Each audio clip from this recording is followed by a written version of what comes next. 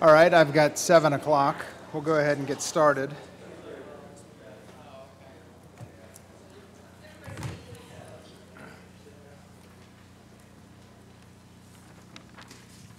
Thank you.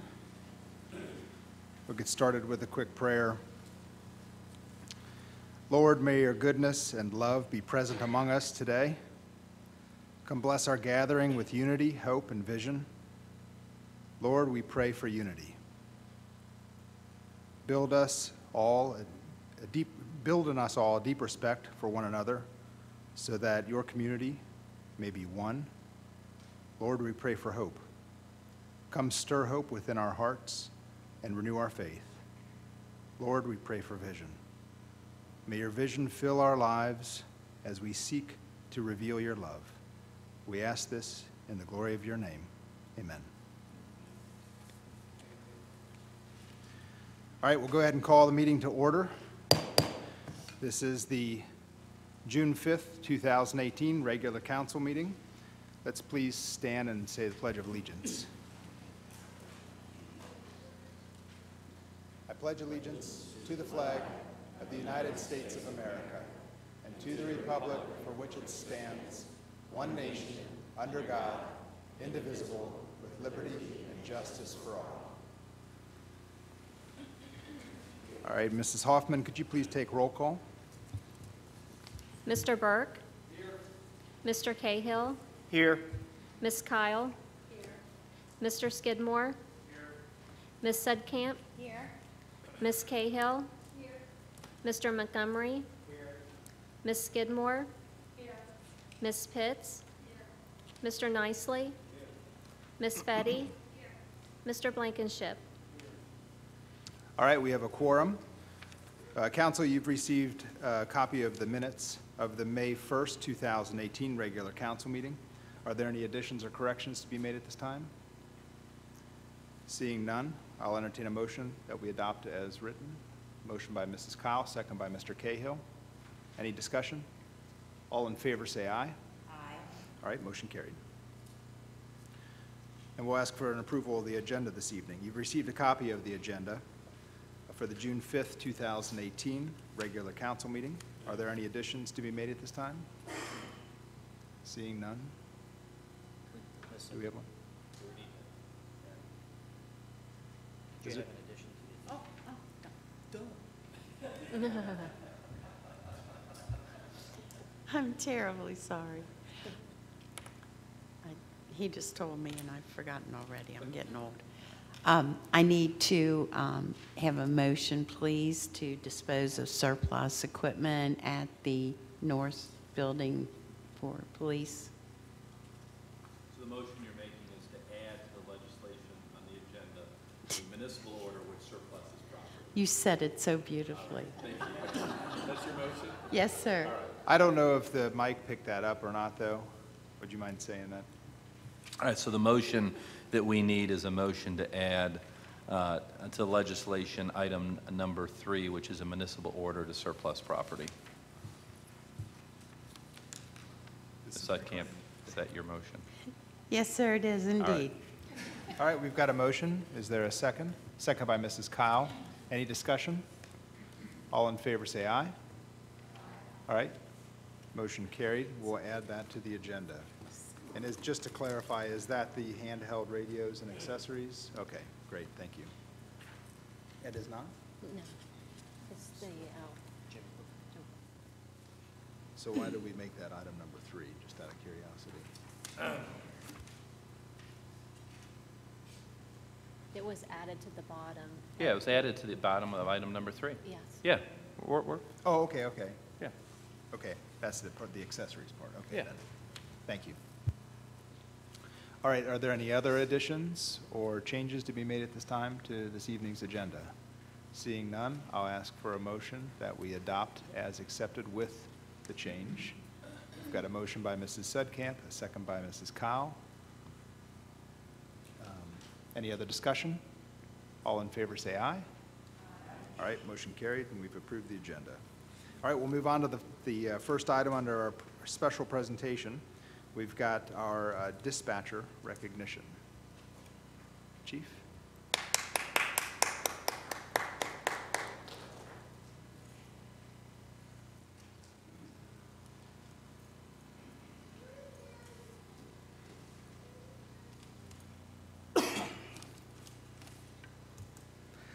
So as we're all aware, in 22 days, an era of Erlanger, Kentucky comes to an end.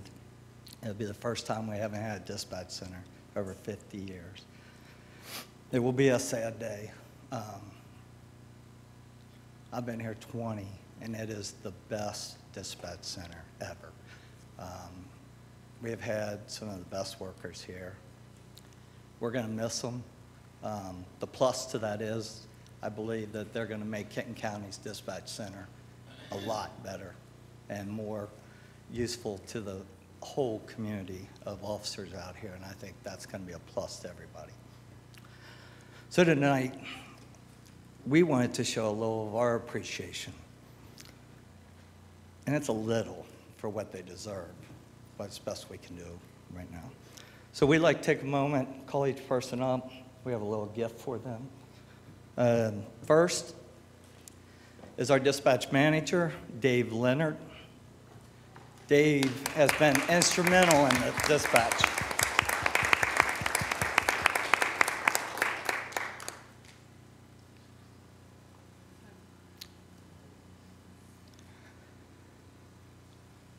Next, we have Phil Clare.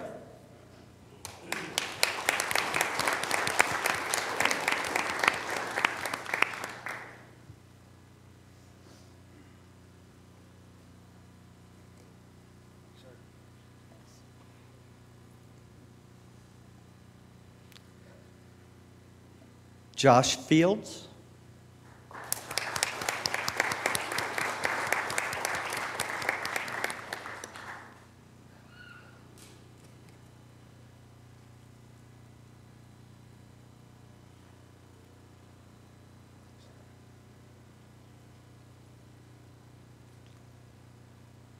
Dave Polly.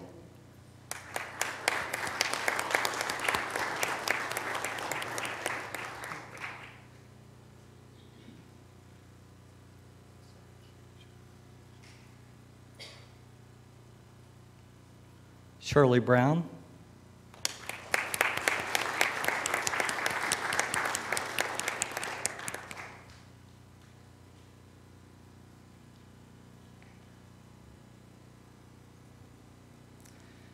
Shirley will be staying. We created a new position, tactical officer, TAC officer / crime analysis, to keep our NCIC terminal for us so we can run background stuff. So Shirley's going to take that position here. Jason Chambers.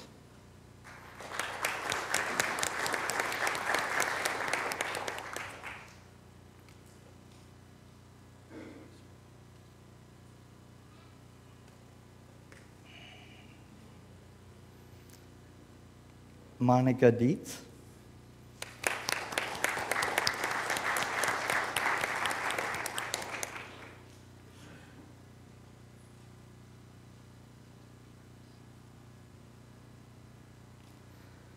Raven Kane.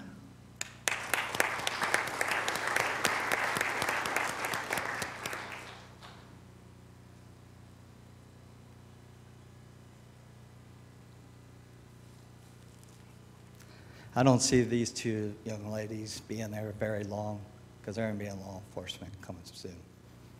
And that's our goal, to be law enforcement. Bianca Jones.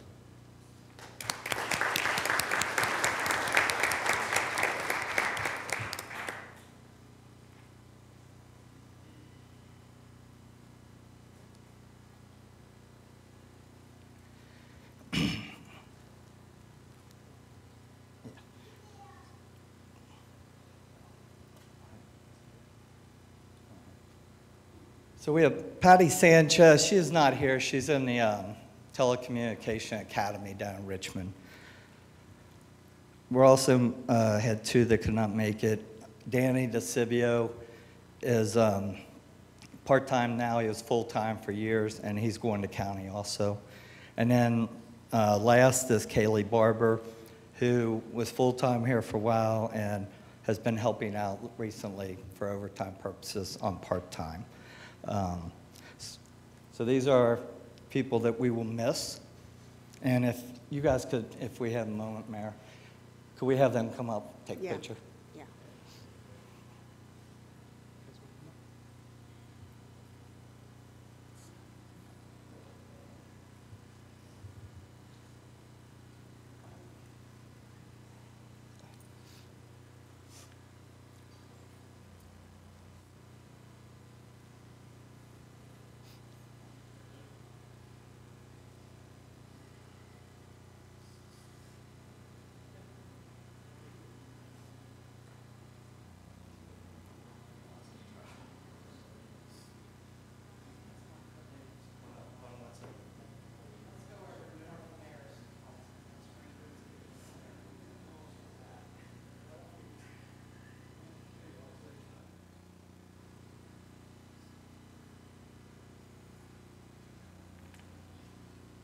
Thank you, guys.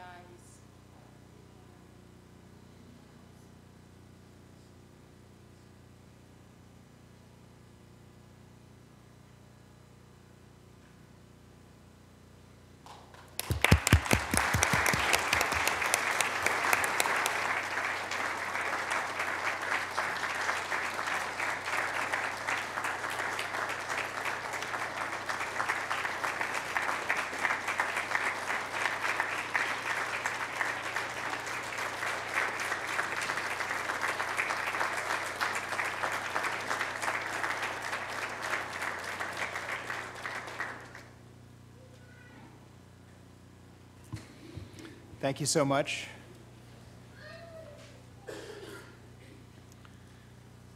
All right, then next we've got our business spotlight. We've got Brian and Heather Arlinghouse here from Arlinghouse Plumbing, Heating, and Air Conditioning. Welcome, come on up to the lectern. Hello, everybody, and thank you all for your service. That's pretty awesome. So, my name is Brian Arlinghouse, and this is my wife, Heather Arlinghouse, owners of Arlinghouse Heating and Air Conditioning, a new business to Erlanger, and we're very excited to be here. We're very excited to have our business in Erlanger. We are celebrating our 10-year anniversary. June 1st was our 10-year anniversary, and we're happy to share our story with you. Over the last 10 years, we have provided heating, cooling, now plumbing. And if you can remember 10 years ago, that was 2008. The economy was not very good at that time, and we have always flourished from day one. I've been working, so over the last 10 years, we've served over 10,000 customers across the tri-state area. I've been working in the heating and air conditioning business since I was 16, going on 31 years this year. So that's all I have ever known is the heating and air conditioning business. We launched our business June 1st, 2008, started in a small location over Ernie's Garage in Ellesmere, dealing with CO all the time. It was a struggle, it really was, but that is where we started out, and it was a great place to start our business. Business was very strong from the start. In 2010, we expanded into a 4,000 square foot building in Hadley Square. The Hadley's family was very, very good to us. We leased a building from them, and we miss them dearly, and it was a great place for us to really start to flourish our business. As of last October, we opened our new 8,000 square foot location here in Erlanger on 40 Cave Run Drive. It was the old Dollar General store. And it looks quite different than a Dollar General today, and we're very proud of that. Since our grand opening, we've hired 17 new employees, standing now at 57 total. That is a 30% increase in growth, and we're not finished yet. We will be adding another 10 to 15 additional team members through year's end. This year, our budget is $10.7 million this year, and our goal is to triple our revenue in the next 3 years. I never knew it could happen. I never existed. This woman here is my binoculars. She is the one that holds the binoculars up in front of me and gives me the vision to see it day in and day out. And I'm proud to say that I get to work with my wife every single day, and it works. It's awesome.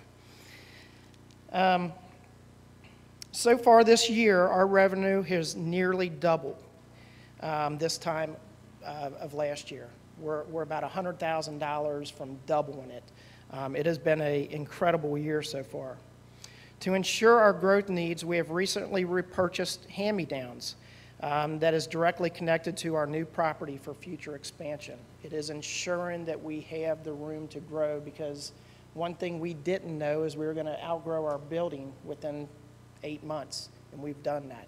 So purchasing hand-me-downs is definitely going to ensure our growth to stay in Erlanger. Why have we been so successful? Erlanger has a very special place in my heart. My childhood started on Fieldcrest and spending every single moment on 409 Hallam at my grandma and grandpa's house, Alma and James Sullivan. My grandfather was the man who always saw the best in everyone and always wanted everyone to be happy. He is the biggest reason why I do what I do today. And I just happen to do it through heating and air conditioning and plumbing. And that is where our mascot, Happy House, came from. And we use it to make everybody happy. It's just something that we use, and it works great. It's also in our mission statement. Through teamwork, we will achieve and exceed the expectations of our customers by providing the best quality solutions, products, and services provided by highly trained and integrity like-minded individuals. People don't care how much we know until they know how much we care. Service is our passion. And that is why we wear pink, because we are different, and we want to show people that we're different. We want to thank you for your support. You have helped us make this possible, whether you know it or not. We love being a part of the city of Erlanger, and we look forward to working with you, and we look forward to our continued growth and expansion. And I thank you for having us tonight.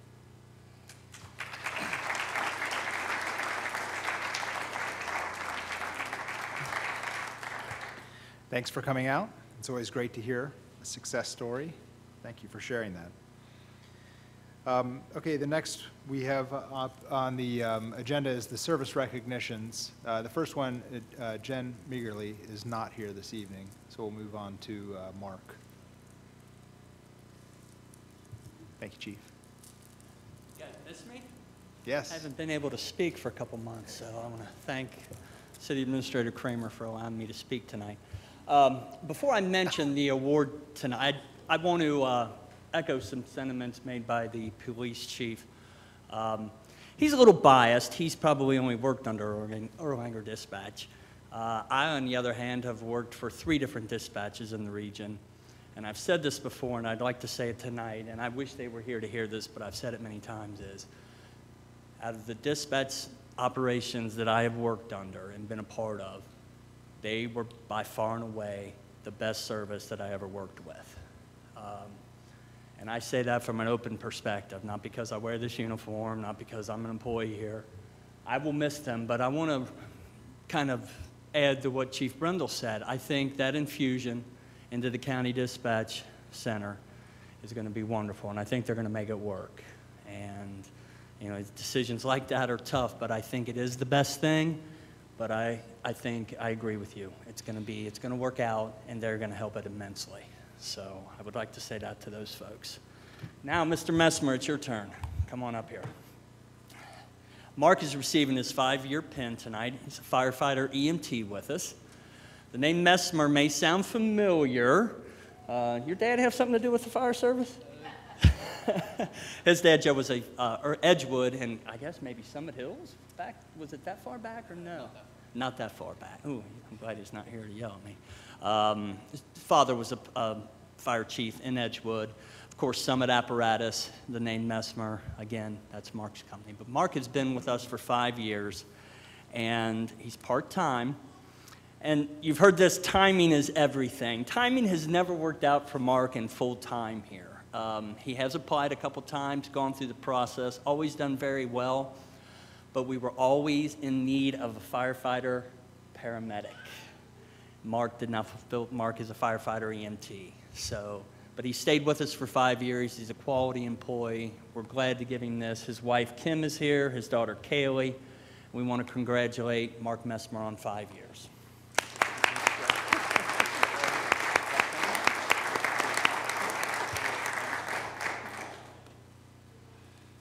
All right, then we've got Lieutenant Colonel Kyle Rader.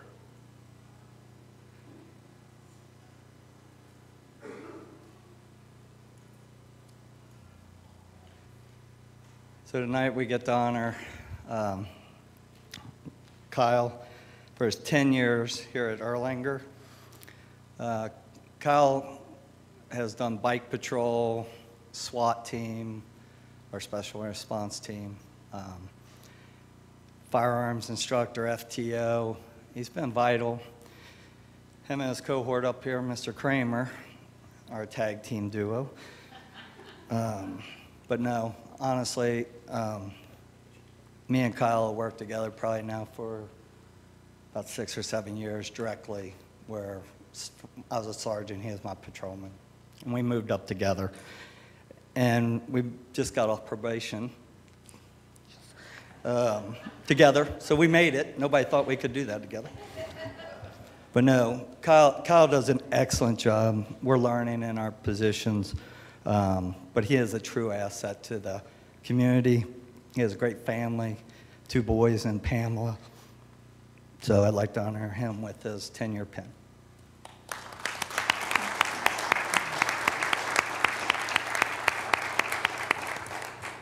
So I guess, of course, I have to say something.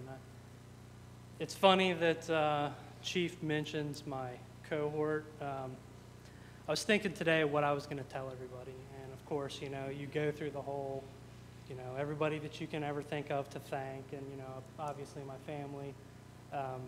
People truly don't realize the family that you make in the city, and it's not just cops.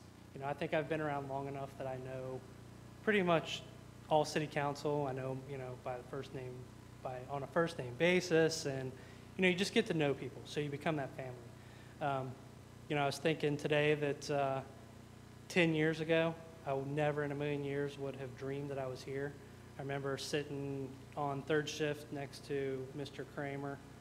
We have our windows down, and we're talking about, you know, the future of the department and what we're going to do, and he's trying to talk me into taking the sergeant's test. And I keep saying, I don't know if I really want that. That's not me. And then he talks me into it, and I'm thinking, well, maybe that is a good idea. I take it, and then the rest is history, and I just somehow, right place, right time, kept getting promoted. So I want to thank everyone here. I want to thank my family. Thank you, Matt, for being the friend that kind of talked me into my career. Chief, I can't express enough, you know. Like he said, every time he got promoted, I got promoted up behind him, and we kind of formed that bond together, and here we are now, and I think we have probably the best police department in this state. So thank you for everyone that had a part in that.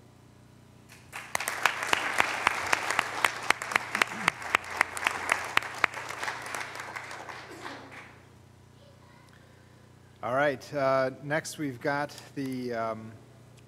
some recognition for Caroline Gardner. We've got a proclamation here. We've met Caroline, and but this evening we're going to talk a little bit more about why she received the scholarship through the city of Erlanger. So I've got a proclamation here I'm going to go ahead and read. To all to whom these presents shall come. Whereas Caroline Gardner of Stonewood Drive in Erlanger is the 15th recipient to receive the Erlanger City Council $1,500 college scholarship. And whereas Miss Gardner is a senior at St. Henry High School, where she participates in soccer, tennis, pro-life club, pep club, and student ambassadors. And whereas Miss Gardner has received many awards and honors, including Honor Roll, Varsity Soccer Captain, Most Improved Double Tennis, and Most Improved Soccer Player. And whereas Miss Gardner believes in community service and has volunteered 255 hours at Mary Rose Mission, Reach and Teach Mentor, Children's Home, St. Henry's Regency Manor, St. Henry Regency Manor, March for Life, Mary Queen, CareNet, Special Olympics, Film Cincinnati, Ronald McDonald House, and St. Tim's Food Pantry. And whereas Miss Gardner has many goals and is looking forward to a double major in business and engineering, and whereas the Mayor and City Council of Erlanger, Kentucky, congratulate and wish Miss Gardner much success in her future. Now therefore, I, Tyson Hermes, Mayor of the City of Erlanger, Kenton County, Kentucky, do hereby proclaim June 6th, 2018, to be Carolyn Gardner Day in Erlanger, and do commend this observance to all our citizens, given under my hand and the seal of the City of Erlanger on this day, June 5th, 2018. Congratulations.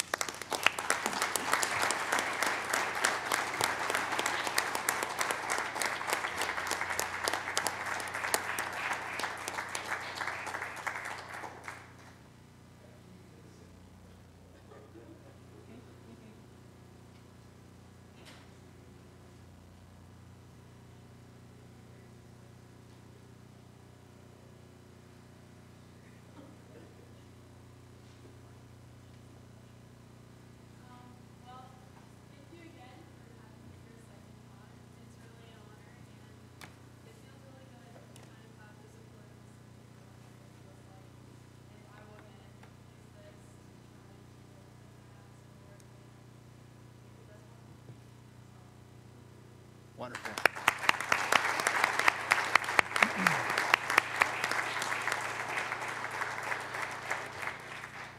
Thank you so much, and congratulations. All right, we'll go ahead and open up the floor to citizen and public comments. Did anybody sign up to speak this evening?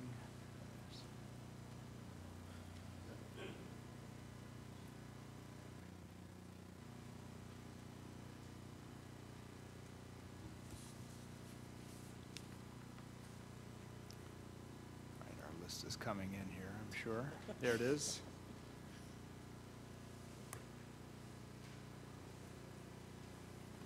Thank you, Mr. Hahn. Thank you. Okay. All right, we've got Mr. Mike Chisenhall, and he is here to talk about the Bocce Ball Park. We will talk about that later in the meeting. I don't know if you want to talk about it now. You're more than welcome to come up and speak now, but we'll be speaking later about it as well.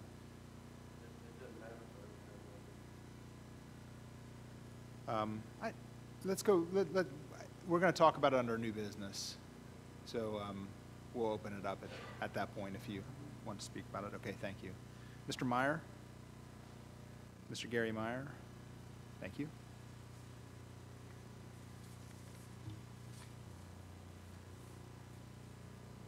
Oh, there's a red button on there. If you push that, there you go. It's on. Thank you, Mr. Mayor and council members. I had a couple things that I wanted to share today, and one of the things that you hear a lot about in the news is the economy's booming, and I know based on the amended budget, there's extra funds there, but there's a number of people in the city that are still struggling. So today I wanted to share just a few stories and advocate on behalf of those that are struggling to get by. I know I've shared previously a little bit about some of the things that St. Henry's been doing in relation to St. Vincent de Paul and restarting that as we work to serve those. But since my last update, one of the things that we've done is actually start visiting those in need. I know Mr. Montgomery is very familiar with that. One of the things that I've really been amazed at is the number of individuals and families that are really struggling to make ends meet and living on a fixed income. I know Councilmember Nicely had expressed his concern about this segment of the population in the past, and I apologize for my ignorance and not necessarily fully grasping that segment of population that are actually living within our area. I did a little bit of research, and one of the things that I found is as of December 2017, there were 5,050 individuals within the 4108 zip code that are either collecting Social Security or disability. I was staggered by that number within that, and I know that covers a little bit of Ellesmere and a little bit of Edgewood with that zip code, but that's the way that the Social Security government provides the information. And of those numbers, 3,145 are retired individuals. And the average monthly benefit for those is $1,408. So, a very, not a significant amount of income. The reason that I talk about this is with some of the work that we've been doing, and we're meeting face to face with these individuals and listening to their struggles. One of the things that I would like to do is commend all those involved throughout council in the creation of the Police Social Services Coordinator. It's this type of activity that I believe that can bridge between the public sector and the nonprofit sector and help those. It's that type of thing that I think elevates the city.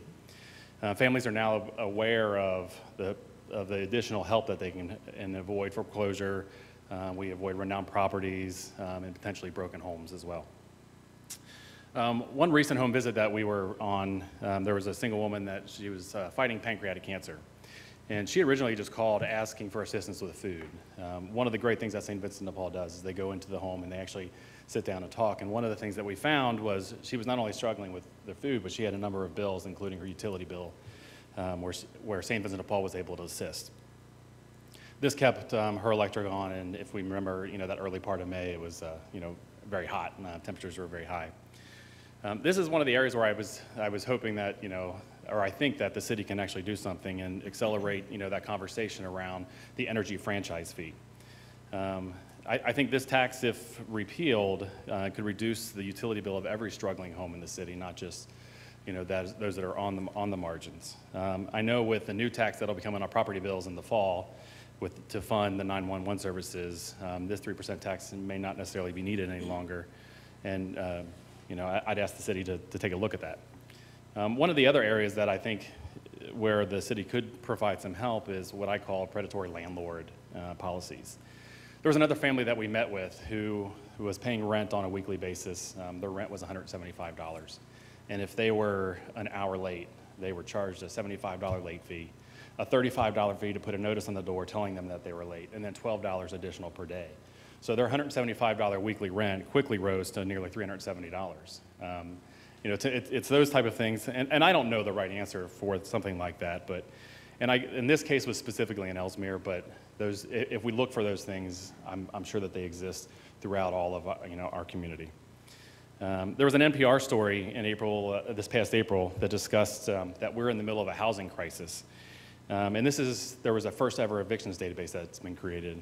And it mentions 1 out of 4 families that qualify for housing assistance can't get it.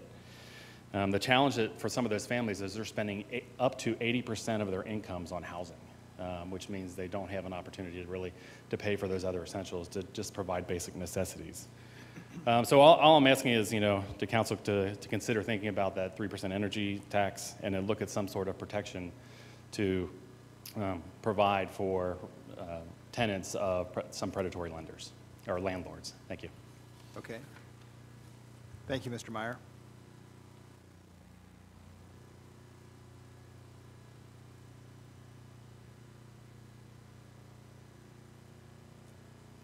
All right, then we'll move on to the mayor's report.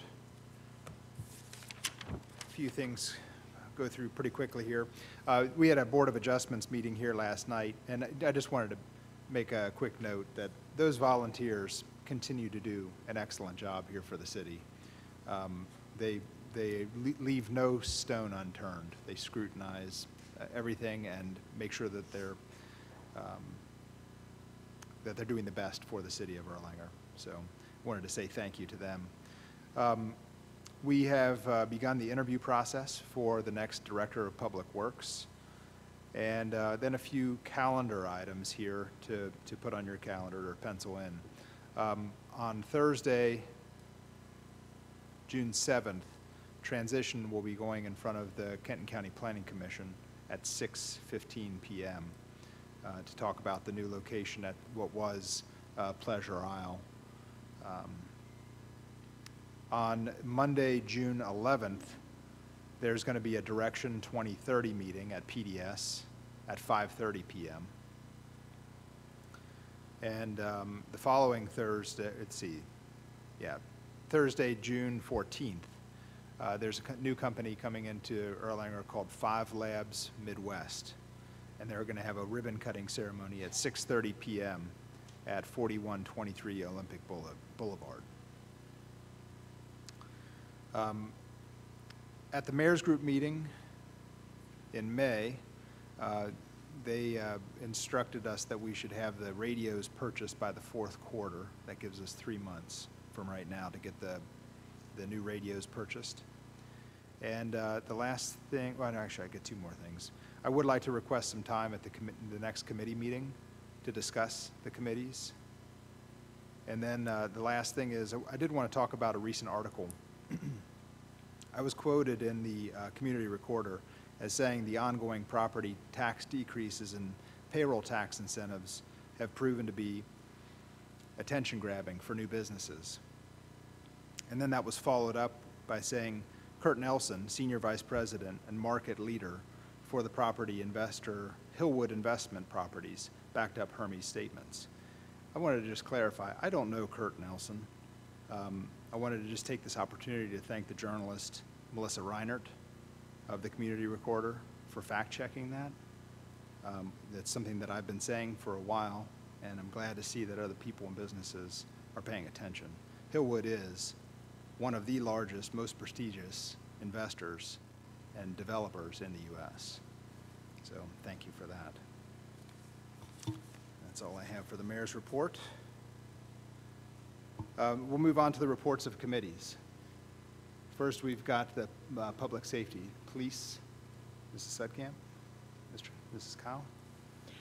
Yes, before I give my report, and I don't know if this is the appropriate time to do this, but I want to give some recognition to two of our council members for the efforts that they have put forth in the success on the Stevenson Road project.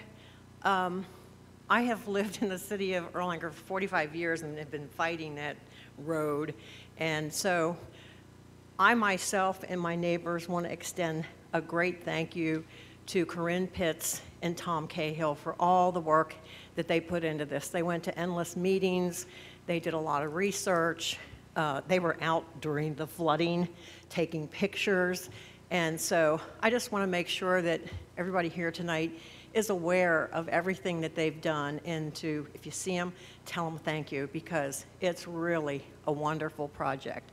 And we're going to see it in fruition in a few years here. State of Kentucky has given us a great amount of money so that we can get it fixed. So I just wanted to thank them for that. And sorry that I'm out of order here, but I have to do it before I forget. Okay, now on to the police report. The highlights for this month, we have a lot of new babies in the department. Officer Ernst welcomed her second daughter into the world on May 2nd. Officer Nezzi welcomed his daughter into the world on May 12th. Officer Otten welcomed his first son into the world on May 25th. And a big kudos for the officers who participated in Cop on a Rooftop to collect for the Special Olympics. They collected $2,500, and that is awesome. So thank you guys for that. And again, we had another Coffee with a Cop, and it was at Erlanger Frisch's. My husband and I enjoy those tremendously. We meet new officers because we have so many of them, you know, and you meet new ones, get to talk to them, and meet new neighbors. So it's a great opportunity to come out. Our next one is at Colonial Cottage this Saturday from 9 to 11. So if you can make it, please be there. And then I was proud of this fact too. The Erlanger officers participated in the annual police memorial event in Covington. And a little side note to that, our officers represented a third of the officers that were present that day. So that is awesome. You know, that we had that many people from our department participate in that. And Ms. Sudkamp has something to add to that. Sergeant Scroggins and Officer Otten spent most of the month in training, but were able to find time for slow speed bike training and patrol on the bikes. Both were present, making dozens of public contacts at the East Station on Election Day. It was a very busy month for the police explorers. If you've not met these kids, they are absolutely a delight. And boy, they're just really great kids. They volunteered the entire day with the Long Branch Elementary School's PTA.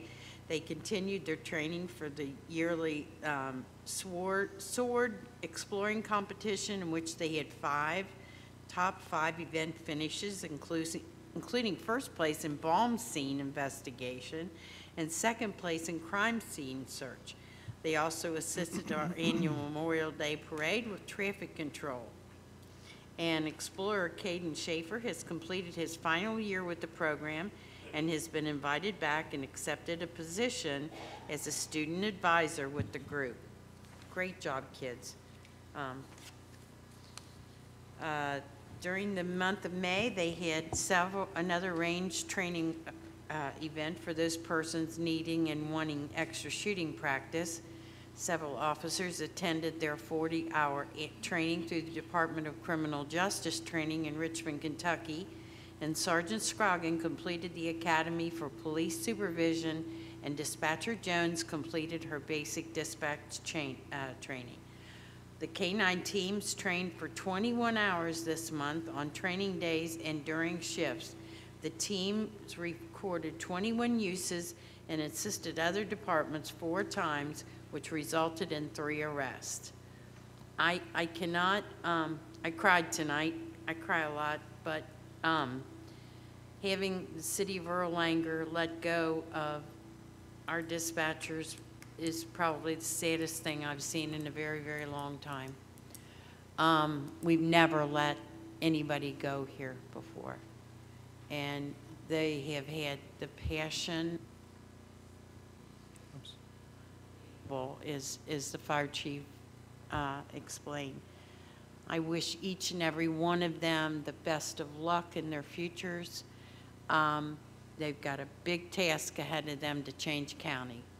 But I think if county will allow it, they'll be able to do the job. And so I wish them a fond farewell and my deepest thanks. And Chief is in the house. All right, thank you. Going back to what you had said, Mrs. Kyle, quite a few months back, there was a committee that was established to focus on Stevenson Road. And I'm just kind of curious why you didn't mention everybody that was on that committee. I'm sorry, I don't remember who's on that committee. I just remember the night that Corrine and Tom reported on it. They reported on the committee and said what meetings they went to and things like that. So no ill harm intended. It's just what I remember, sorry. Okay. So, But yeah, you're right. There, a lot of us have in the past brought this issue up. So it's not just a matter of just 2 people, but they were the 2 that took the bull by the horns and did a lot of the research and a lot of the meetings towards the end. But you're right, there were more people. And if I've stepped on any toes, I'm sorry. I thank each and every one of you on council because that has been an issue that's close to my heart since I live right there, you know. And when I saw the email again this week from Mr. Kramer, it just brought it up to my mind, and I thought, you know, we really need to thank them. Because a lot of times citizens come to our meetings and they don't realize some of the stuff that goes on behind the scenes. But if you know everybody on a committee, by all means, you know, list them because I just don't remember. I think it was Jessica Fetty that put the committee together. Do you know all the people?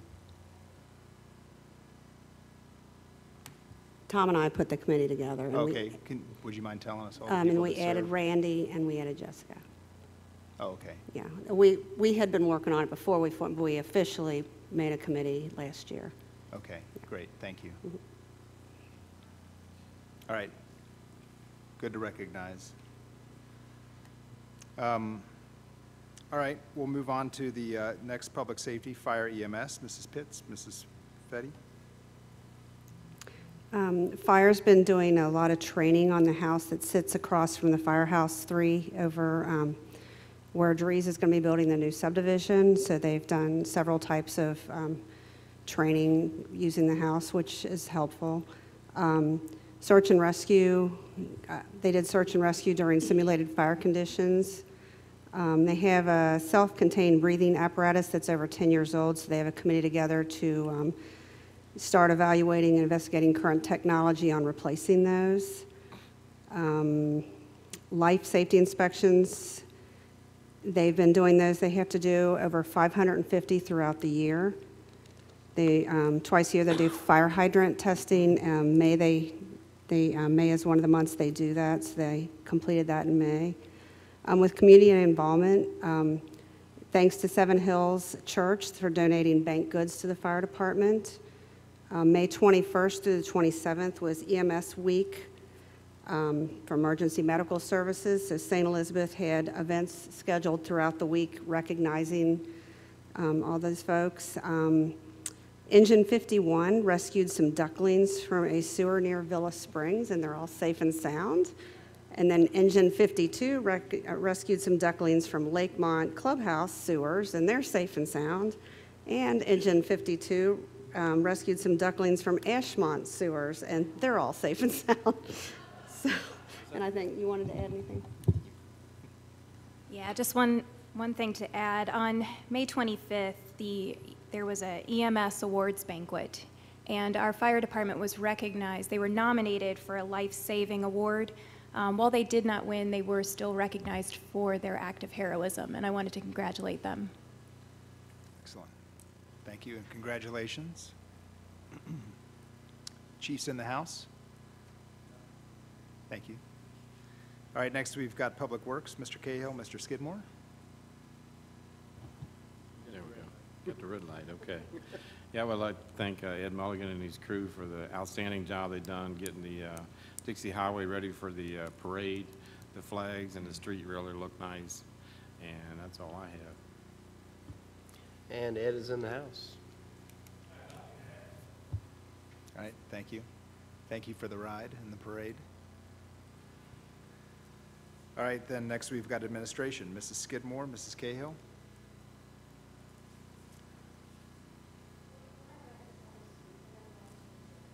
Okay, Do you still want me to say that again?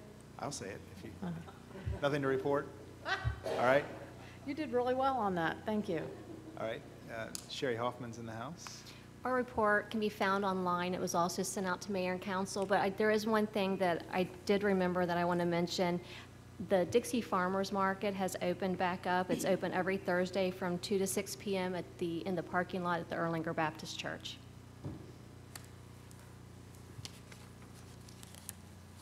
All right, next then we've got finance and business development. Mr. Blankenship, Mr. Montgomery. Thank you. The second reading of the ordinances to adopt the amended budget for fiscal year 2018 and the new budget for fiscal year 2019 are on tonight's agenda. Each of you have received a copy of the budget document for your records at our May council meeting. And the finance staff has begun preliminary work to prepare the city books for fiscal year 2018's audit. That's all I have. Mr. Montgomery? Mr. Bodie? All right, thank you. Next, we've got the codes, building, and zoning. Mr. Burke, Mr. Nicely. Only thing we got is Dave Hahn did send out, email all the reports out. If you got any question, please call him. And that's all we've got. Dave is here. Mr. Hahn, anything Good to add? go? Thank you, Okay, Dave. Thank you. All right. So you've heard the reports of our committees. Oh, excuse me. Mr. Nicely. My report, or whatever I think we've done the people that lives on Riggs Avenue very terrible. They went in there, Duke did, and skinned it, the trees, then grind the stumps, and they put poles up higher, and they came and told us it's upgrading the Erlanger substation. They did not upgrade it. They just put bigger poles. And they took the trees, and it looks like a cyclone that went down through there. And I think the city and the council has not represented the residents of Riggs Avenue very good. I appreciate you bringing that up, Mr. Nicely, and it is a work in progress. Let's keep that in mind. Yeah, I can't say I disagree. You know, I do feel like we were misled to some extent by Duke.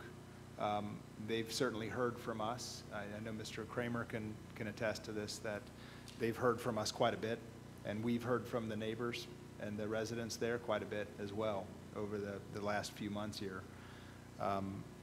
We're working on other improvements and other, how do we want to say it, beautification project going through Riggs by Duke. So, you know. Shouldn't that have been with their plan before they ever started tearing it up? That what they would do and not do? Well, you know, hindsight's always 20/20, and It's something that we'll certainly have to keep in mind in the future with them. Well, I told you at the meetings, Duke will do a lot of dirty things. And I guess, I hope you know that now. We've just, obviously, you and I have discussed this in depth, and I agree with you with the plan. We should have had a little bit more, but I don't think this is a normal Duke project, so I don't know if we could have seen everything coming. Obviously, now I've learned a lot from it, but I agree we should have had made sure that they had an end plan and kind of see a little bit more detail, but I don't think we understood. I mean, I was in the same meeting you were in the beginning. I don't think we understood the magnitude of the poles that they were putting in the project. But obviously, it's something we've learned, and next time it won't happen. Or at least we'll be more informed. I called a regular meeting. Mr. Viox is one of them that belittled me because I told him what Duke would do and not do. No one else showed up. They are a company. It's not like OCG&E that thought about their customers. Duke is out another state, and they came and told us they was upgrading the station up here, and they are not upgrading that station. And I told you before they wasn't. All right. And I just want to make the statement that I told you, and we've let the people down. The city has let the people down on Riggs Avenue. Okay. Duly noted. I don't think the discussion's over. I think this is still an ongoing issue, and it's going to be an ongoing discussion. Well, I hope something comes out of it, but you can cross your fingers twice if you want, but I doubt it. Okay. We're going to move on this evening. Thank you, Mr. Nicely. You've heard the reports of our committees. Do I entertain a motion that we adopt as presented? Motion by Mrs. Kyle, second by Mrs. Skidmore. Any discussion? All in favor say aye. Aye. Opposed? Motion carried. All right, we'll move on to the reports of our representatives. Are there any reports from the representatives this evening? Mrs. Kyle? Yes, the Historical Society, their next meeting will be June 13th at 7 p.m. And they have a Rosman family history presentation. And then I also want to announce the National Train Day Coloring Contest results. I believe this was in our local papers, but there were 150 participants. The overall winner was Malachi Ramirez, hope I pronounced that correctly, Miles Elementary, first grade. The runner-up winners were first grade Molly Francis, St. Henry, second grade Isabella Gina Moore from Lindeman, and third grade Titus Mello from Arnett. The winners each won $25 gift certificates given by the Erlanger Historical Society. So thanks for everybody for participating. And then this is a Heritage Day update. If any council person wants a booth this year for their campaign, please ask Kim for a copy of an application. Booths are limited and applications must be received on time in order to participate. So if you wait until the last minute, you'll be told, you know, they don't have any more booths. And then Colonial Cottage is not participating with us this year. So if you know of another restaurant who would be interested in joining us for Heritage Days, please let somebody on the Historical Society know, or let me know. Yes, it is, because they're there every year. And then the Erlanger Historical Society will be remembering our longtime president, Jack Shaban, this year. And funds have been donated to the Historical Society in Jack's name. With the funds, they purchased a kiosk for the park, and we will have a plaque made for the kiosk to honor Jack, well, it's Jack Shaban, fireman, chemist, and historian in our community. Jack always wanted a kiosk in the park to announce upcoming events, and so now he's getting his wish. It's going to be installed by Public Works Department sometime in the month of July, And at the Historical Society booth on Heritage Days, we will display some of Jack's historical research and some of his personal awards and memorabilia. And if you've ever gone to one of their meetings, when Jack was there, I mean, he was just a wealth of knowledge. He knew everything about Erlanger. It was awesome. I mean, that man was just remarkable. He was a genius. Yes, he was. And that whole family is a fantastic family. They do so much service for the city. It's unbelievable. And then I apologize on the time on this one. I was looking at my phone before, which I usually never do during a council meeting, but I was trying to find the time for this, and maybe Sherry knows this, but the trip for the 2018 this year is the Dinsmore House on June 7th, which is this Thursday, and I cannot for the life of me remember the time. It's earlier in the day because it includes lunch, but I can't remember exactly what time it starts. I'm thinking like 9 or 10, but if you get on the Erlanger Historical Society website, it would be on there. What time is it? 10. Okay, 10. Okay, so good. Thank you so much. And then just a reminder that they're going to have their annual yard sale again this year on August the 4th. You can drop off donations at the Depot Museum Tuesday and Thursday from 12 to 3 p.m., and then Saturday from 12 to 5. So if you have anything you want to donate that you don't want that's still in good, condition, that they could sell at their yard sale, they use that money to help fund all their activities. And that's it. Thank you. All right. Any other, go ahead, Mrs. Pitts. Do we know the date of Heritage Days? The third Sunday. It's the third Sunday. Yeah, it's the third Sunday.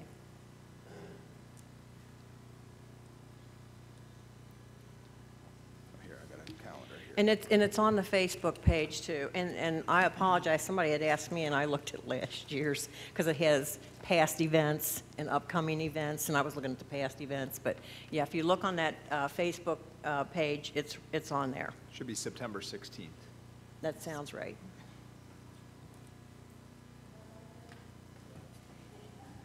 Thank you. All right. All right, were there any other reports from representatives? Go ahead, Mrs. Skidmore. Okay, the Kenton County Alliance met today, June the 5th, from noon until 2. Kenton County Alliance has reapplied for the CARA grant and requested a no-cost extension. That means we won't be penalized for asking for extra time. This is the grant that funds Kenton County Alliance, and no decision has been made at this time. That's why we ask for the extension, because they're really slow about giving those answers out. Camille Croweek, the Grant County Drug-Free Coordinator, spoke about current legislation being discussed in Frankfort. The biggest issue for discussion was legalization of marijuana. Rand Paul and Mitch McConnell offered support for legislation of marijuana, but no bills were passed during this legislative session.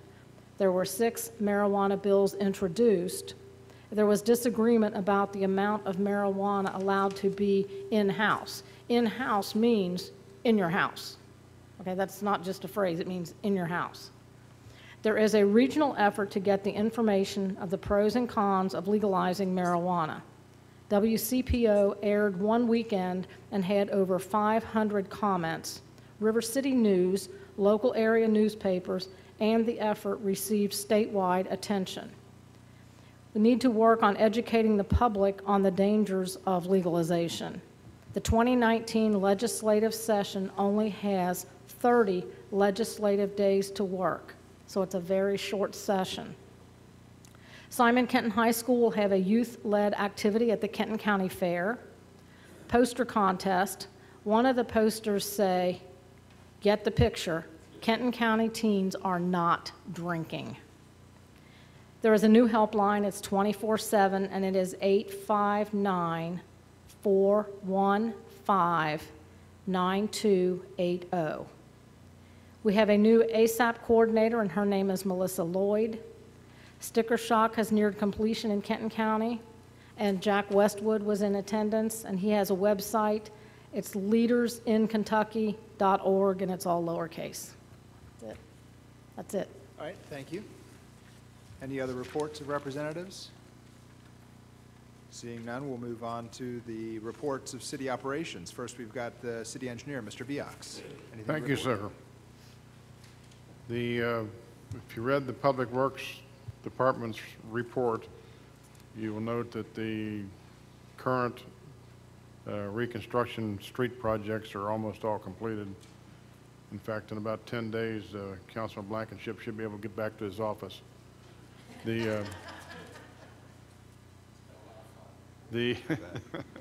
are going very well. Obviously, we had major traffic issues in and around the school. We were in the area of Riggs Avenue, Erlanger Road was in combat with Duke on the pole issue. The Water District's contractor is ready to start on the extension of the water main on Erlanger Road from Riggs Avenue to the interstate, which is supporting the Showcase Cinema development area. And one of the projects that we received bids for yesterday supports that project. It'll follow right behind it. In that regard, we are going to review 3 bids this evening and hopefully award them. If you remember, about 2 months ago, I told you we were going to jumpstart next year's budget because members of my staff have been getting calls for about 4 months from contractors. We represent several cities out of our office. We're getting calls from contractors asking about projects, and we decided that we should get ahead of some of the other cities because by doing that, we would get some competitive bids. Well, the outcome it was we picked the 3 largest projects to take bids on, and then when you review these bids in a few minutes, you'll recognize that we are over $300,000 under our budget for the 3 projects. Wow, that's great. That's all I have, sir. Thank you. All right, next we've got our city attorney, Mr. Gatlin. As Councilman Blankenship stated, we do have the second readings of both the amendment and budget ordinances. There's also several municipal orders. It's kind of an unusually high amount of municipal orders. The first one is just to surplus various properties. That's fairly self-explanatory. The next 2 are related to the basically a joint venture with the Northern Kentucky Water District for the Narrows Road, Nelson Road reconstruction project. We need to enter into an interlocal agreement with the Water District first, which is what the first municipal order. The second order would authorize the mayor to sign a contract similar in form to what has been attached.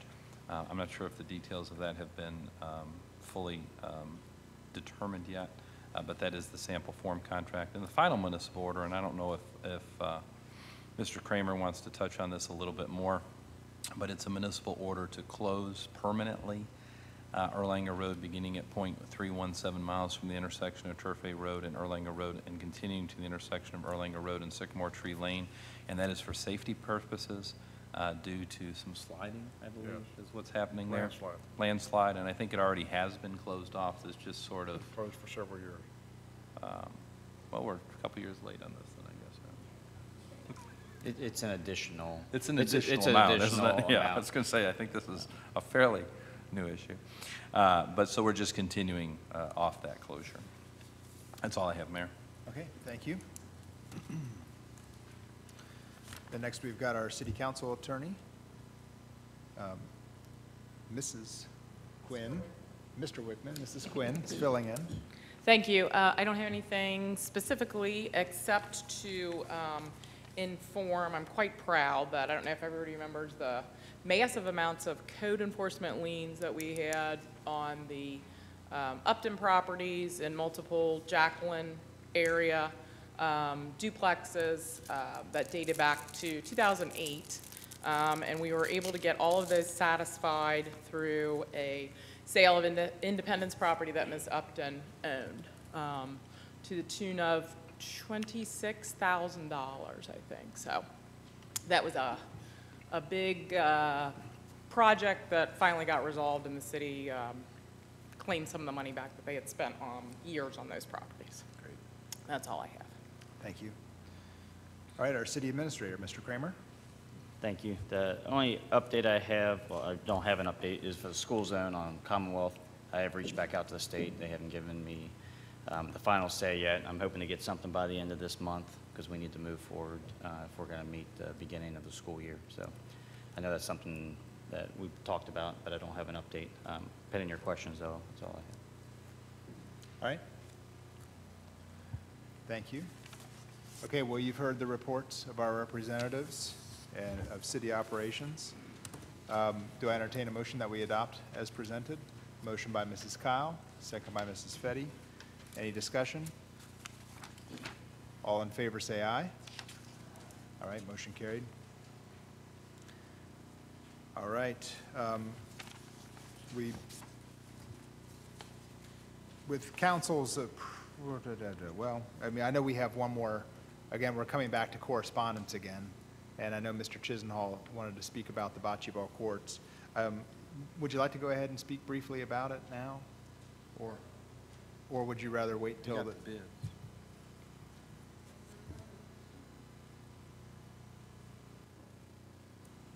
Yeah, there is there is a presentation under new business. Yeah, so I mean, it's just kind of, the timing is off here. We'll give you an opportunity to speak when we have the presentation. How about that? Sorry for, this is my fault. So you want me to speak now? No, let's wait. Let's wait till we have the presentation. Thank you. Sorry, I'm not clear on that. I'm going by the script. You're just messing with me, aren't you? I am. I'm sorry about that. Thank you for being here, and thank you for your willingness to talk. I'm going by the script, which sometimes I shouldn't do, and it does get me in trouble.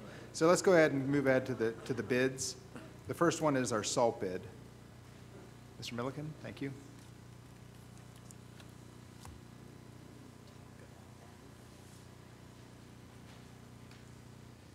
The city has participated in the KCO reverse auction bid once again this year for our bulk road salt.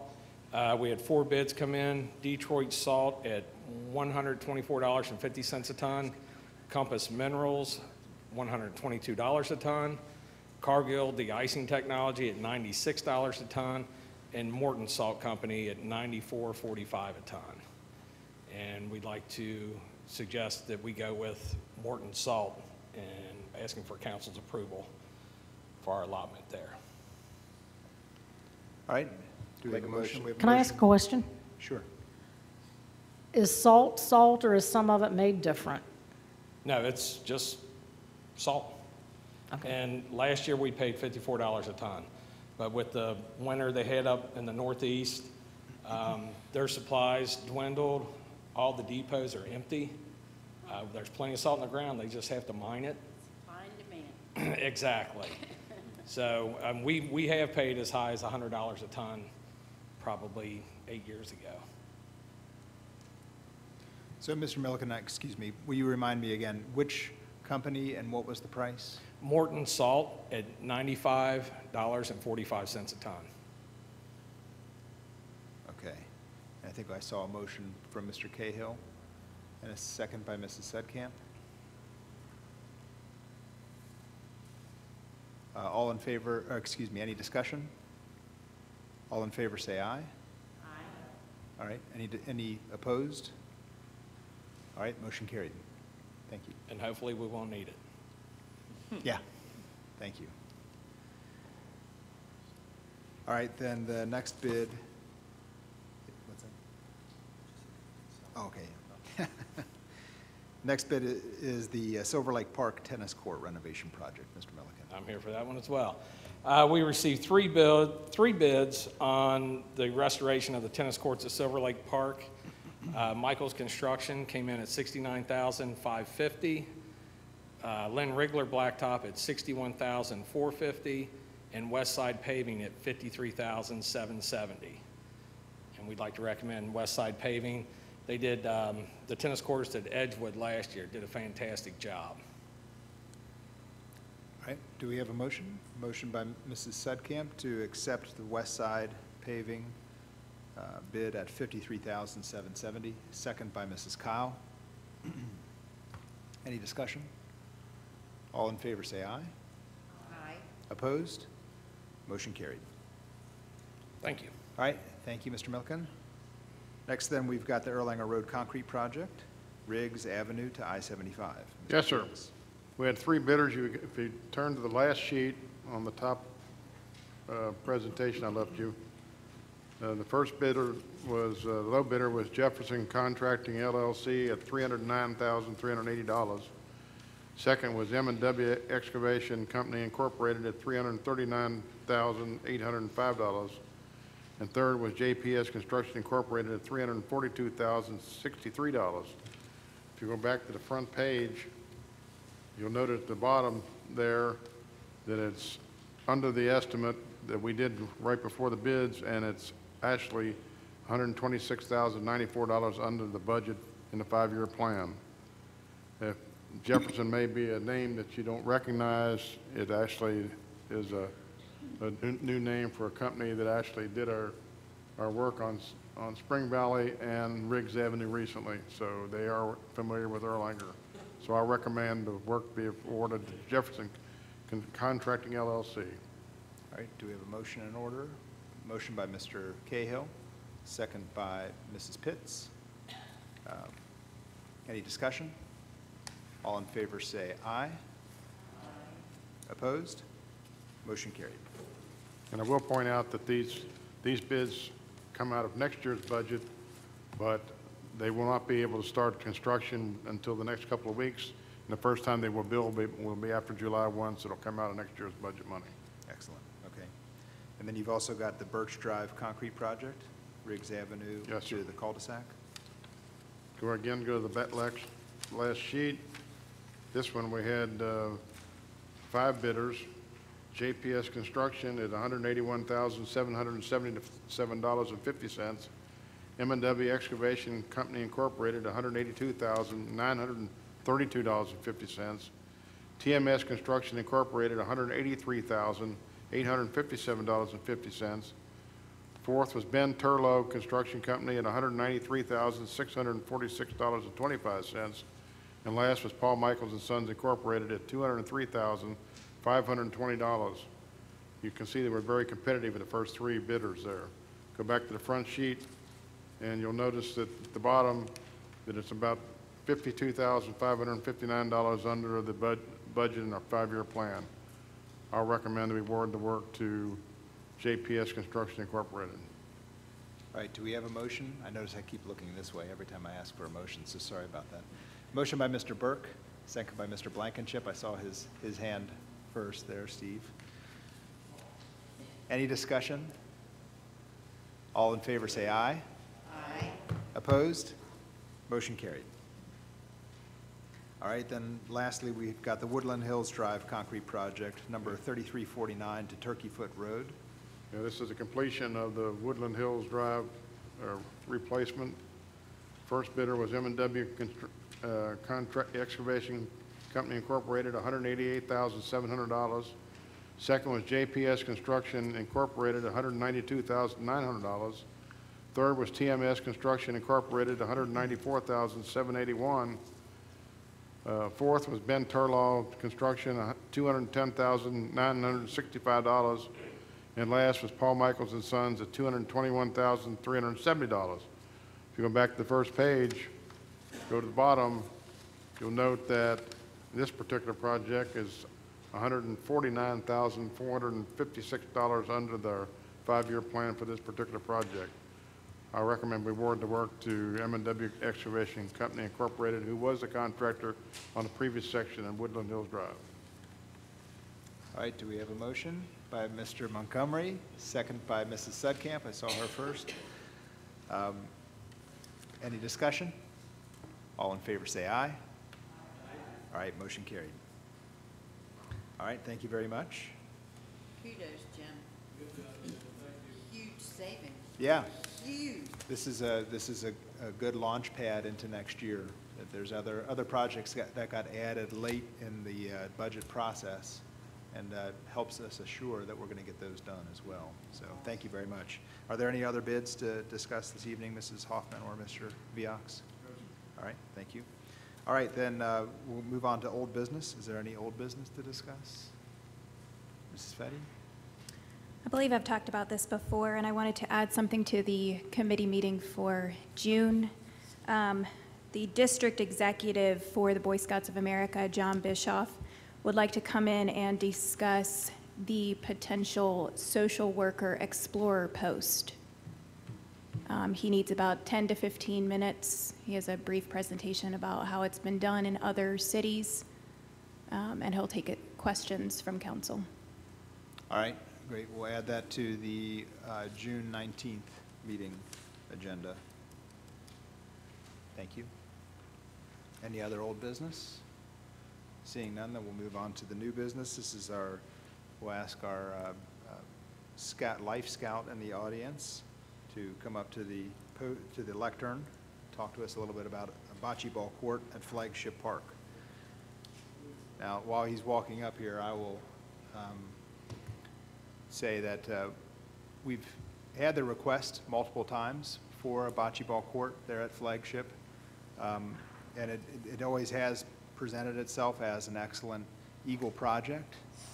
And I have talked to probably no less than a dozen scouts who are up for Eagle project, they're up for their Eagle badge, and have not been able to get the interest of any of them. I finally found a scout that's going for his Eagle project that I could twist his arm a little bit more than most of the other scouts.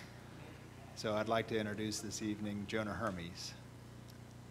Hello, as my dad said, I'm Jonah, and I'm a Life Scout in the Boy Scouts organization. Today I wanted to propose a project to you for my Eagle Scout project, which would be a bocce ball court at Flagship Park. So, for people who don't know, what is bocce ball? It's a simple game where the goal, where it's to get one of the larger balls, like this, as close to the smaller ball, which is called a oak, or also a jack. The ball closest to it will receive points, and there's a little bit more about the scoring of the points. And then there's a National Bocce Ball Association, and they say that depending on the tournament or what type of play, anywhere between 7 and 11 points will win for the team or for the players. So why would we build a bocce ball court at Flagship Park? Well, the first reason would be to fit the need. As has been stated previously, there's been some request for a bocce ball court, and it would fit perfectly at the park there. Also, it would beatify the park because of the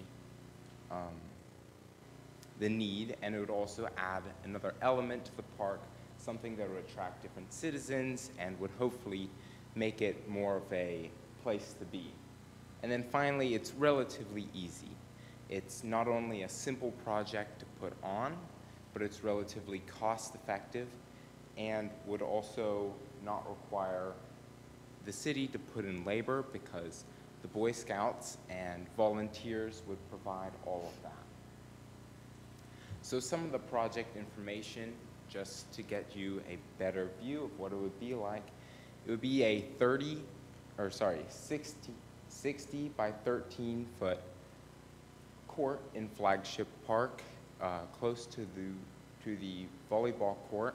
I've had a few meetings with Ed Milliken, and we've determined that that would be the ideal size for a court there, which is about 780 square feet.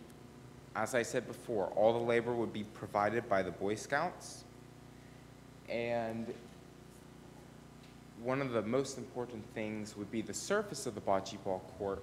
After going through multiple different things, we decided on turf because unlike sand or fine gravel or any of the other surfaces, it's something that can't get thrown out of the pit, which means that by building it, it becomes relatively maintenance-free since people will not be using it as a giant sand pit. And additionally, it would only take less than 1 week because it would be very easy to get the materials together, and of course the work would all get done in one day. This is just a list of all the materials needed just to get a better understanding for this. This is the approximate cost of what it would take to buy all of the materials to build this court at Flagship Park. Of course, like I said before, it doesn't require labor, and we wouldn't be paying anyone to do it. It's all based on volunteers. So finally, my request. So because the bocce ball court would be a permanent benefit to the city of Erlanger and to the parks, my hope was that the city would pay for and supply the materials needed to build it. I also would want to open it up to anyone who wanted to volunteer for the project.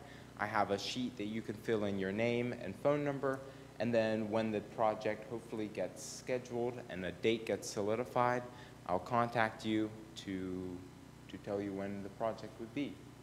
But that's all. Thank you. Thank you. Oh, actually, one more thing. I have a sample of the turf, if council would like to see that. Are there any questions? Go ahead. Second. Do people have their own bocce balls? I don't know anything about the game. I've seen it, it entices me, but I don't know anything about it. So you bring your own bocce ball Yeah, I think to that would play be- on the yeah. court? I mean, maybe. Because I'm just seeing all those going, choo, choo, choo, choo. Oh, yeah. Yeah, through car windows and, yeah.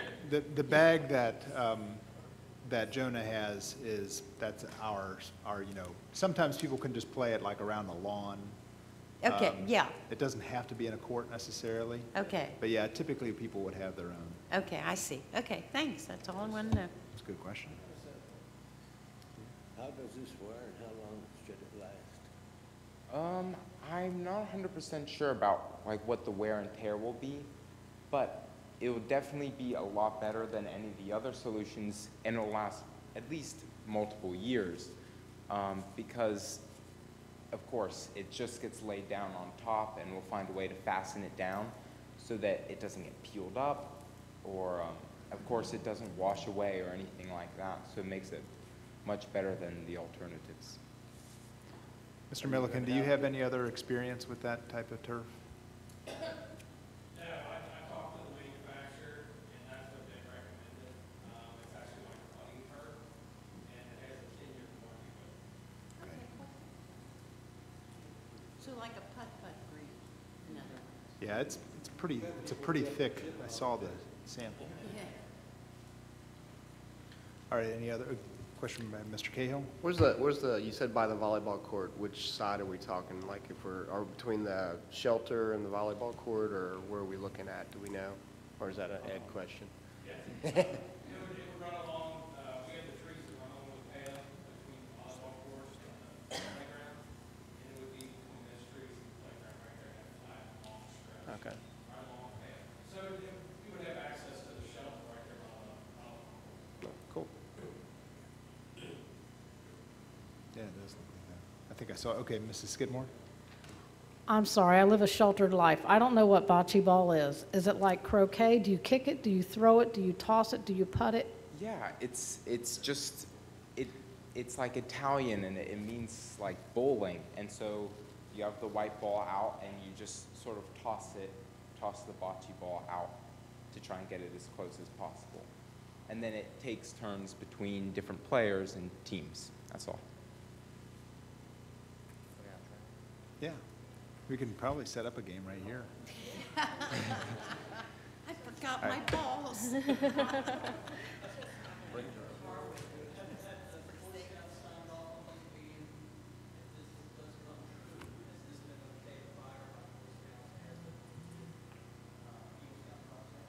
This has been signed off by my troop as being a good project, but then also getting approval from the city and from the Public Works Department will help me solidify it and take it above to the district Boy Scout project manager, who does all of that stuff and handles it so that it can get fully approved and funded. And actually would benefit me as my project. Good question. Any other questions of council? Okay. So, Mr. Chisenhall, would you like an opportunity to speak about bocce ball? And this time, I'm being serious. Are you going to make me sit down again? I just wanted to say I'm in favor of it. I've worked with Mr. Bogart, for the last few years of trying to get this together. We talked about an area to put it in, and just like he said up there when he made his presentation, that it's an easy game. So I got a couple other guys here with me that like to play because it's easy. We're not over there on the volleyball court. And we're not over there on the playground. But it would just give another game, another area for people our age to go up and use the park in a different way. So I think it'd be great just for, to get another element into the park. And I was wondering, too, if anybody has any idea of what's going on with the volleyball court, because that's been torn up and open for a year. Yeah, that should be complete by the end of the week, correct, Ed?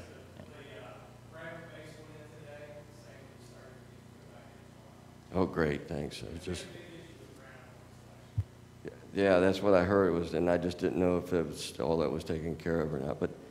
And like the mayor said, you can play this game in the grass, but there's I don't know how often, I know Miss Pitts, I see her up there sometimes, some other people that if you play it in the grass, sometimes we have people that use the park that do not clean up after their dogs, and they do not keep their dog on a leash. Right. I mean, we had one lady we addressed one day, me and my wife were walking, and she was on her phone. She did not have her dog on a leash, so the dog's behind her doing its business. So we asked, we hollered at her. She's already around the corner, and we said, could you please clean up after your dog? Oh, okay, I will. I have to go get a bag. We told her that she needed to have her dog on a leash to begin with. So after a few words, she finally put her dog on a leash and did clean up.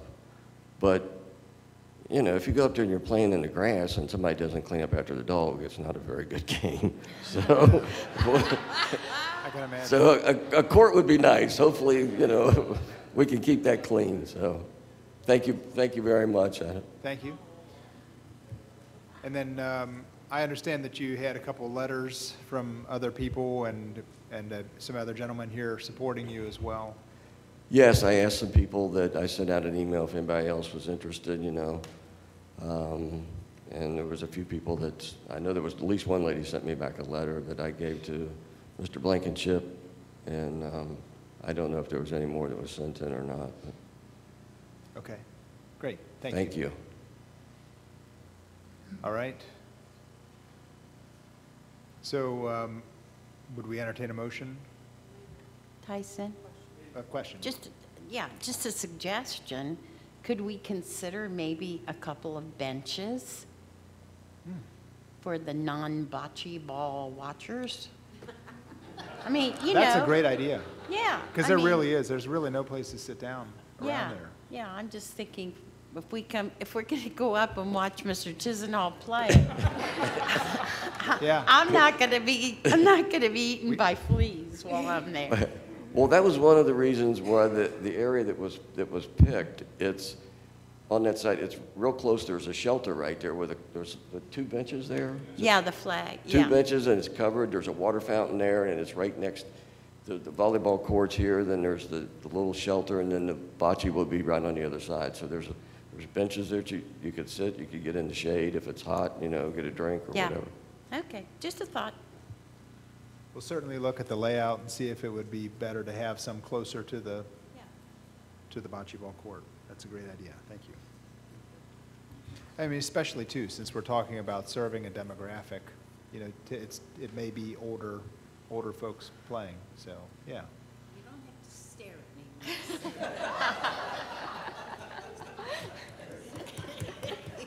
Joe doesn't want to That's right, that's right. Okay, so I thought I saw Mr. Burke have a hand up over here. Would you? Yeah.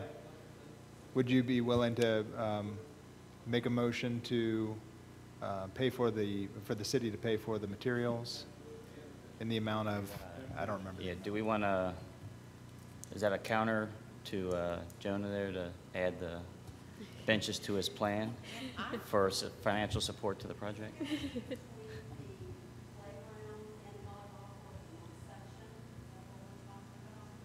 It's on the, is it on the opposite side of the volleyball court, correct?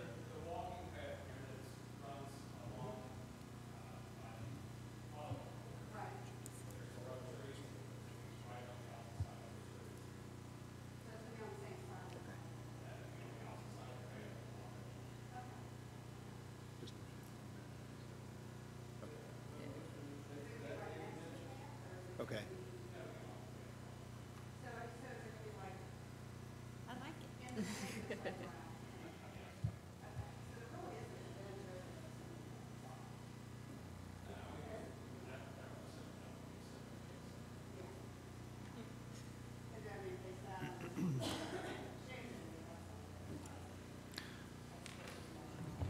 Jonah, are you opposed to us watching you play bocce ball? You don't seem very interested in the benches.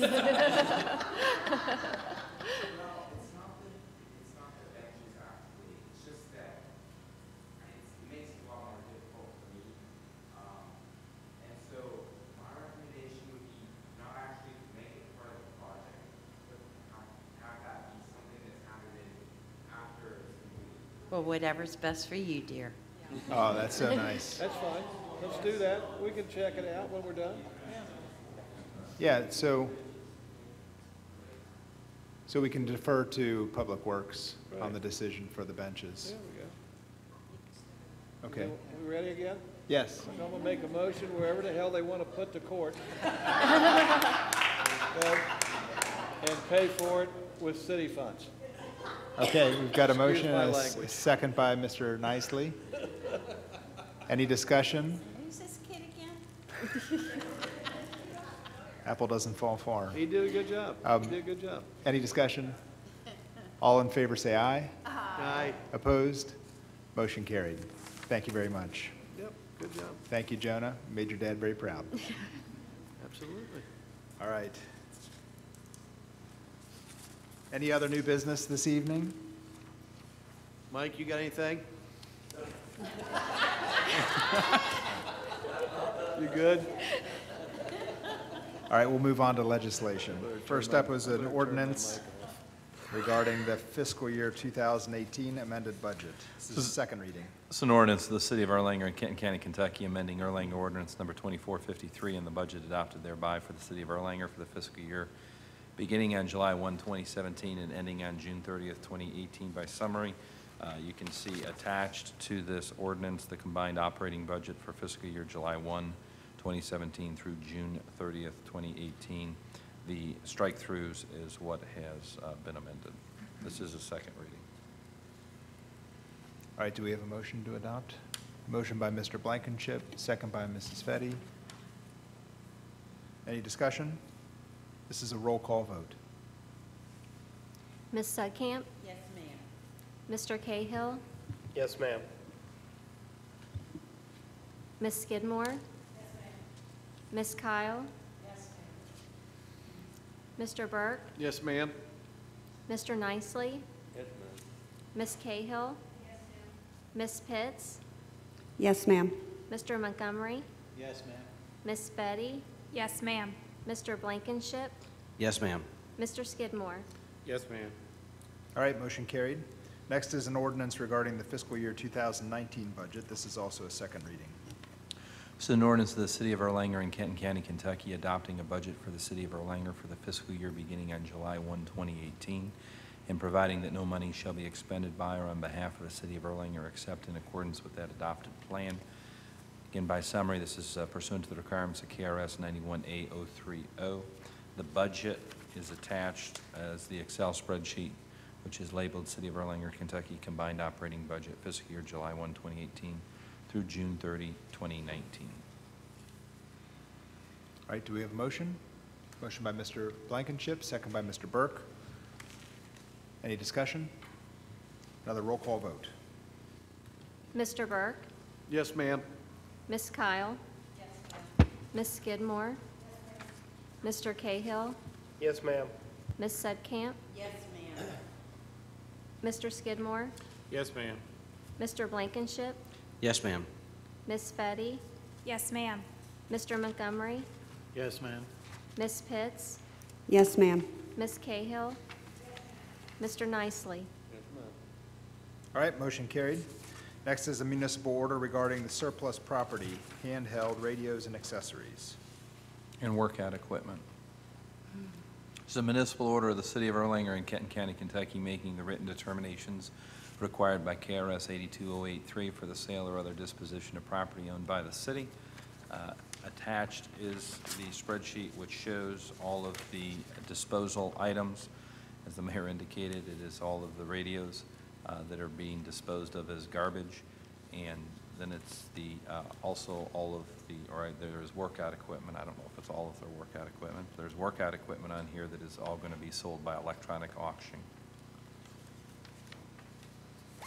All right, do we have a motion to adopt this municipal order? Motion by Mrs. Kyle, second by Mrs. Sedkamp. Any discussion? I have a question. Hit your mic. Are those radios disabled, so they can't be used as police radios?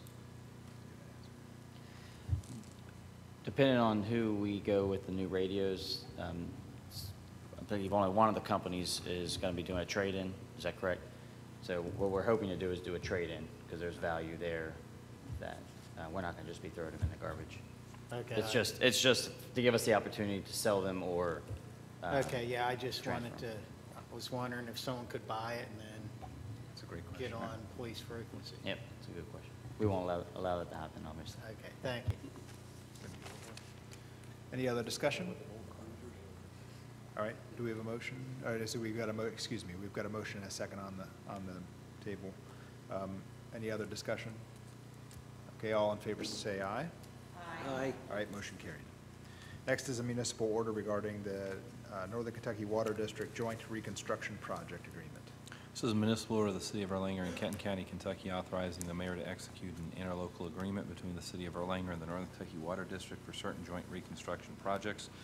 Attached is the interlocal cooperation agreement. It is required pursuant to KRS 65.210 through 65.300, and once it is signed by the mayor and by the Water District, it also would be signed by the Attorney General pursuant to the Interlocal Agreement Act.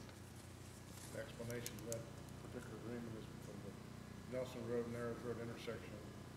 There's a section of the water main that has, a 12-inch water main that has to be relocated. The Water District has agreed to pay for it, but they will only pay for the amount that's in the bid, the lowest bidder for that particular item. So in the event that the low contractor has a higher bid for the water job, then they will split the difference with us. Okay, thank you for that. Do we have a motion? Motion by Mrs. Fetty, second by Mrs. Kyle. Any discussion?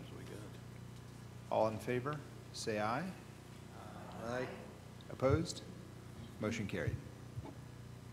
Next is another municipal order regarding the Northern Kentucky Water District Narrows Nelson Road Reconstruction Agreement. And this is related. It's a municipal order of the City of Erlanger in Kenton County, Kentucky, authorizing the mayor to execute an agreement between the City of Erlanger and the Northern Kentucky Water District for the Narrows Road Nelson Road Reconstruction Project. This is a sample agreement once that contractor has been established.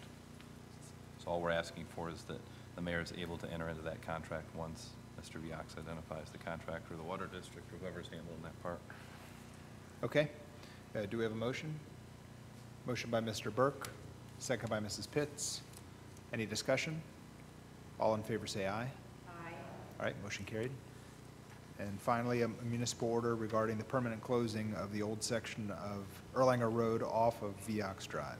It's a municipal order of the City of Erlanger, Kenton County, Kentucky, authorizing the permanent closure of Erlanger Road beginning at .317 miles from the intersection of Turfay Road and Erlanger Road and continuing the intersection of Erlanger Road and Sycamore Tree Lane.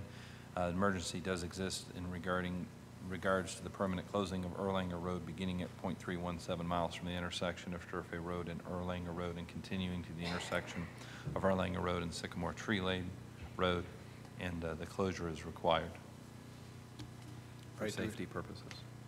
Do we have a motion? Motion by Mr. Montgomery, second by Mr. Blankenship. Any discussion? All in favor say aye. Aye. Motion carried. All right, do I entertain a motion that we adjourn? Motion by Mrs. Skidmore, second by Mrs. Kyle. Any discussion? All in favor say aye. Aye. Meeting adjourned.